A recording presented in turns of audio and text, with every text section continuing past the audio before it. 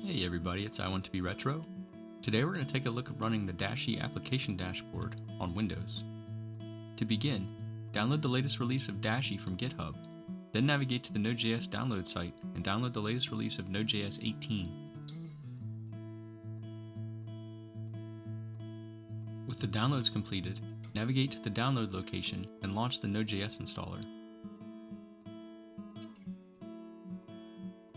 Step through the installer, accepting all the defaults.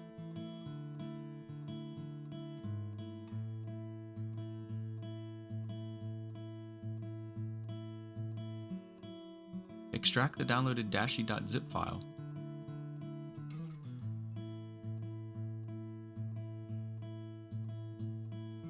Then rename the extracted folder to Dashy, all lowercase. Cut the renamed folder to your clipboard, then paste it in a location where you want to run it from. I'll be using C apps in this example.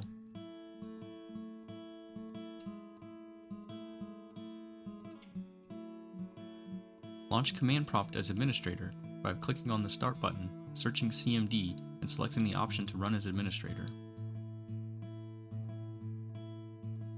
We'll start by changing directory to the location of the Dashy application code. Then we'll update npm to the latest available version and install the Yarn package manager, followed by the WinNodeEnv package.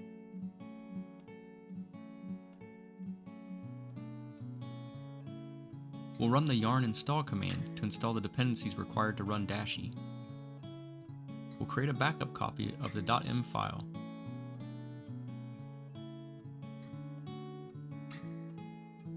Then build the Dashy application using yarn build.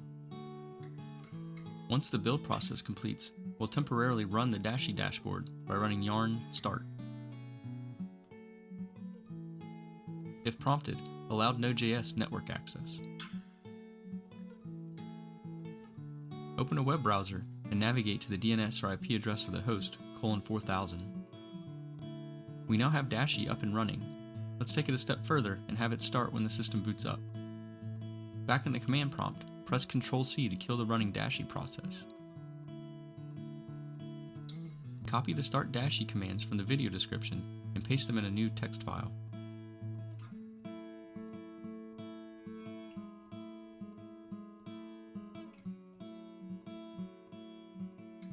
Save the file as startup.bat in the Dashy application folder, then save the changes and close the editor. From the Start menu, search Tasks and launch the Task Scheduler. Right-click on the Task Scheduler library folder and select Create Basic Task. Give the new task a name and optionally a description, then click Next. Select the When the Computer Starts option for the trigger, then click Next. Leave Start a Program selected, then click Next. Paste the path to the startup.bat file we just created as the program, then click Next.